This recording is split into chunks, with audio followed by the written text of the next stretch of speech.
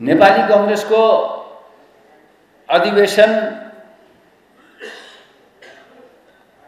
नवीकरणहरू क्रियाशीलको कुराहरू भइरहेका छ, कति भइरहेका छ कति भइरहेका छैन त्यो आफ्नो ठाउँमा छ।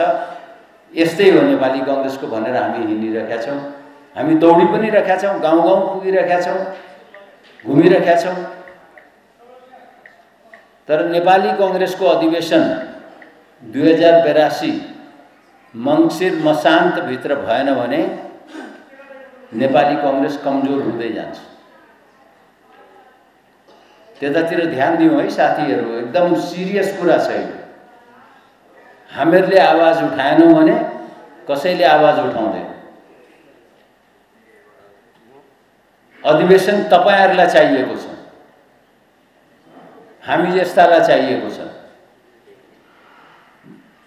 त्यसकारण तपाईहरुले आवाज उठाउन जरुरी